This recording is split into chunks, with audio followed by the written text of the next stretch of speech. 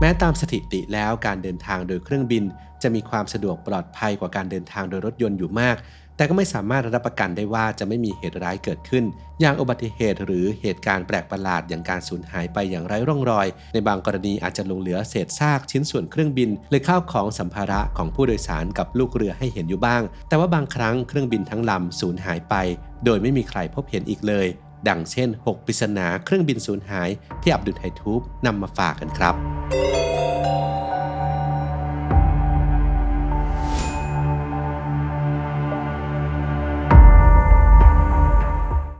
เที่ยวบิน 19 สามเหลี่ยมเบอร์มิวดาเหตุการณ์นี้อาจจะเป็นเหตุการณ์เครื่องบินสูญหายที่เป็นข้อถกเถียงกันมากที่สุดเนื่องจากเครื่องบินที่หายไปไม่ใช่เพียงลำเดียวแต่เป็น6ลำด้วยกันโดยเรื่องราวเกิดขึ้นในช่วงต้นเดือนธันวาคมปี 1945 ในวันนั้นฝูงบินทิ้งระเบิดตอร์ปิโดกรัมแมน TBF Avenger ของกองทัพสหรัฐจำนวน5ลำได้ออกจากฐานทัพในฟอร์ตลอเดอร์เดลรัฐฟลอริดาเพื่อฝึกบินทิ้งระเบิดในบริเวณที่รู้จักกันดีในชื่อสามเหลี่ยมเบอร์มิวดาในมหาสมุทรแอตแลนติกหลังจากประสบปัญหาเรื่องเข็มทิศที่มักพบเจอได้ในบริเวณนั้นเครื่องบินทั้ง5ลำก็ขาดการติดต่อกับสถานีภาคพื้นดินไปแต่สถานีภาคพื้นดินยังสามารถรับรู้ความเคลื่อนไหวและติดตามการสื่อสารระหว่างกันของนักบินบนเครื่องทั้ง5ลำได้อยู่ระหว่างนั้นสังเกตได้ว่าพวกเขาเริ่มสับสนกับตำแหน่งที่ตนเองอยู่และตัดสินใจว่าเมื่อน้ำมันเชื้อเพลิงของเครื่องบินลำแรกลดเหลือต่ำกว่า10แกลลอนเครื่องบินทุกลำจะต้องลงจอดฉุกเฉินในทะเล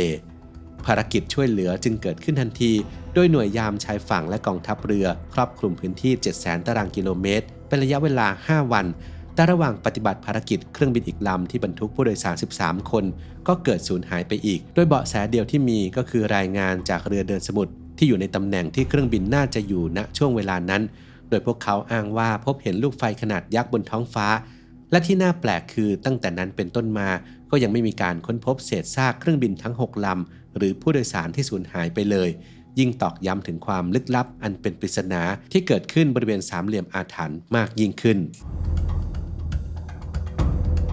2. Stardust เที่ยวบิน CS-59 เครื่องบินโดยสาร Avro Lancastrian เที่ยวบิน CS-59 หรือที่เรียกกันว่า Stardust ของสายการบิน British South American Airways ได้สูญหายไปเมื่อวันที่ 2 สิงหาคม ปี 1947 ขณะที่ทำการบินเที่ยวบินสุดท้ายแบบต่อเครื่องหรือ Connecting Flight โดยหลังจากแวะพักก็เริ่มเดินทางจากสนามบินโบโนสไอเรสประเทศอาร์เจนตินาไปยังซานติอาโกประเทศชิลีเจ้าหน้าที่สืบสวนและศูนย์ควบคุมการจราจรทางอากาศต่างก็งุนงงเนื่องจากการสื่อสารสุดท้ายที่ได้รับจากกัปตันคือรหัสมอร์สลึกลับว่า STENDEC ซึ่งไม่มีใครรู้ความหมายและไม่มีคำย่ออยู่ในสาระบบการสื่อสารทางการบินหลังจากไม่ได้รับการตอบรับจากกัปตันและเครื่องบินก็ไม่ได้ลงจอดตามกำหนดทั้งอาร์เจนตินาและชิลีจึงส่งกำลังทหารออกค้นหายังบริเวณที่ได้รับการติดต่อครั้งสุดท้ายแถวภูเขาตูปุนกาโตเป็นเวลา5วัน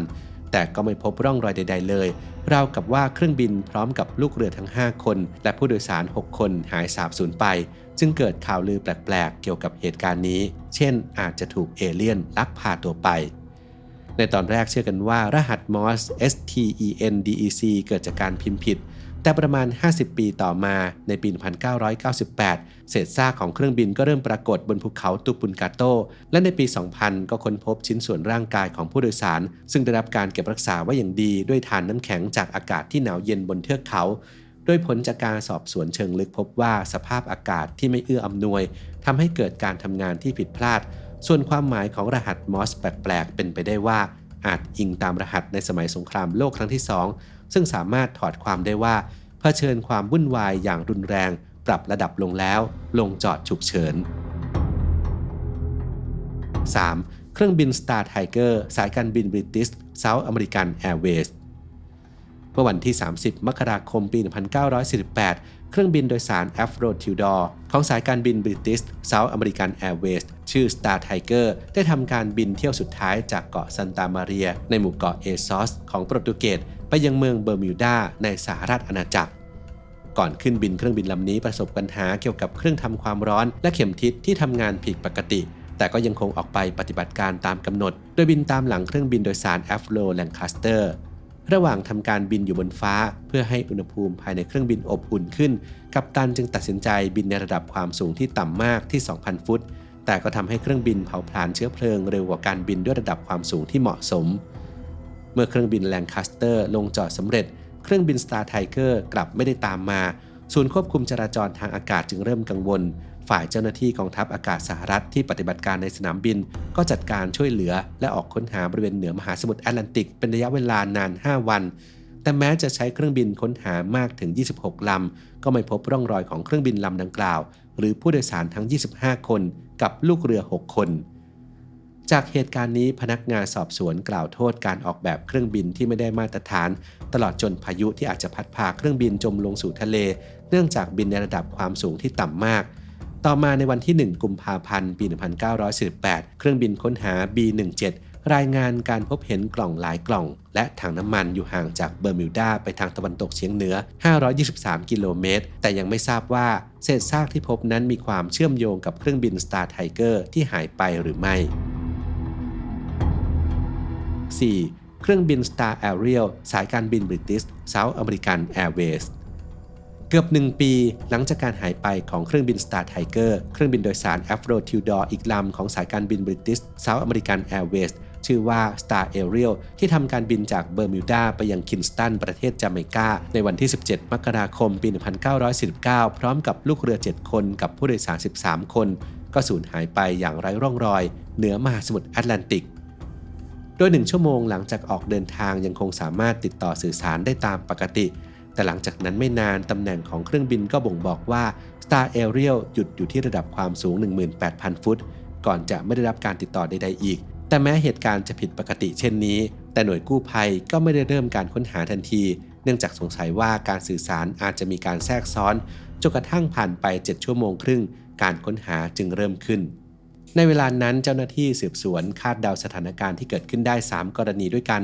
นั่นคือ 1. เชื้อเพลิงเครื่องบินอาจจะหมดแต่ก็เป็นไปได้ยากที่ระดับความสูง 18,000 ฟุต 2. อาจเกิดข้อผิดพลาดขึ้นกับนักบินหรือ 3. สภาพอากาศไม่เอื้ออำนวยแต่ตามรายงานระบุว่าบริเวณนั้นท้องฟ้าแจ่มใส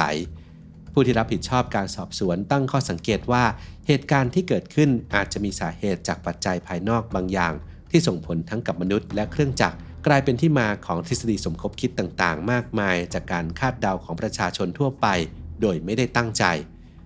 เมื่อเวลาผ่านไปผู้เชี่ยวชาญบางคนอ้างว่าสิ่งที่เกิดขึ้นจะต้องเกิดขึ้นอย่างรวดเร็วโดยไม่มีการเตือนล่วงหน้าพวกเขาเชื่อว่ามีการระเบิดอันเป็นผลมาจากข้อบกพร่องในการออกแบบเครื่องบินและสถานการณ์ที่ไม่ค่อยพบบ่อยนักแต่ไม่ว่าข้อเท็จจริงจะเป็นเช่นไรจนถึงปัจจุบันก็ยังไม่มีการค้นพบเศษซากเครื่องบินและผู้โดยสารทั้ง20 คนก็สูญหายไปก่อนจะสันนิษฐานว่าเสียชีวิตในเวลาต่อมา 5. Flying Tiger Line เที่ยวบิน 739 กลางเดือนมีนาคมปี 1962 ช่วงต้นสงครามเวียดนามได้เกิดเหตุการณ์ประหลาดขึ้นเมื่อเครื่องบิน Flying Tiger Line เที่ยวบิน 739 ที่ถูกเช่าเหมาลำโดยกองทัพสหรัฐเพื่อขนส่งกองกำลังทหารจากฐานทัพอากาศทราวิสในแคลิฟอร์เนียไปยังท่าอากาศยานนานาชาติเตินเซินเยิร์ตในเมืองไส้ง่อนเวียดนามใต้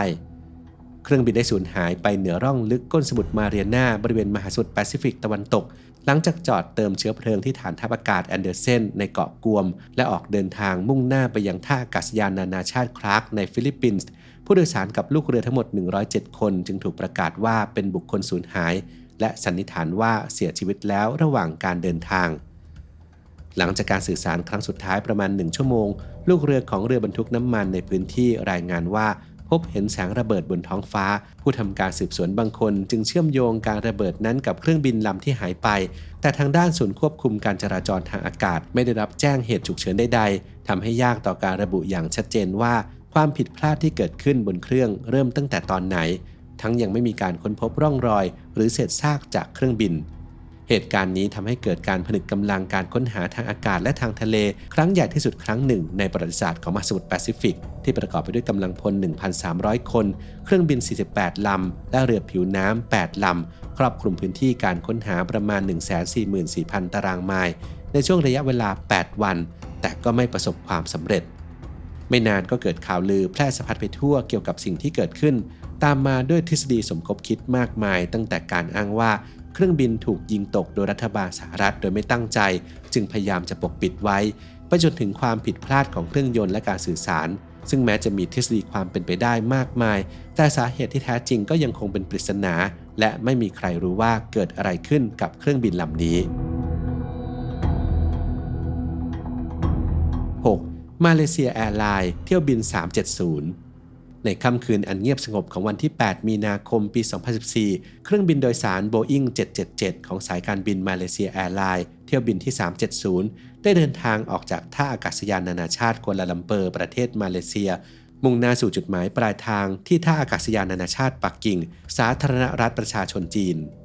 ช่วงเริ่มบินในเวลาเที่ยงคืน 42 นาทีทุกอย่างปกติดีและอยู่ภายใต้การควบคุมของกัปตันซึ่งเป็นหนึ่งในนักบินอาวุโสที่สุดของสายการบินกับนักบินผู้ช่วยหนุ่มบนเครื่องบินมีลูกเรือจำนวน 10 คนและผู้โดยสารอีก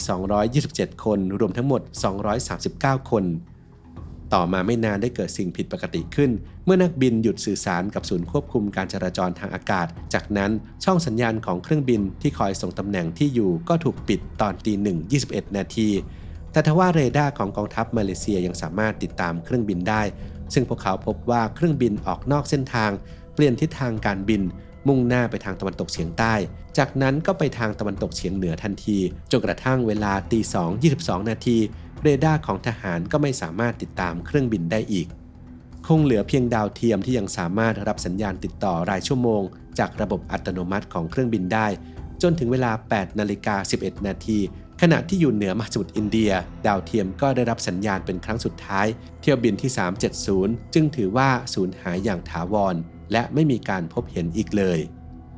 หลังจากเกิดเหตุมีความพยายามค้นหาแต่ก็ไร้ผลพวกเขาพบเพียงเศษชิ้นส่วนเล็กๆที่กระจัดกระจายอยู่ตามสถานที่ต่างๆส่วนใหญ่พบบนชายฝั่งแอฟริกาตั้งแต่ปี 2015 ซึ่งทำให้เกิดสมมติฐานที่ว่าเครื่องบินอาจจะตกและไม่มีผู้รอดชีวิตแต่สาเหตุกับสถานที่ลงจอดสุดท้ายยังไม่มีใครทราบชัดเจนจนถึงทุกวันนี้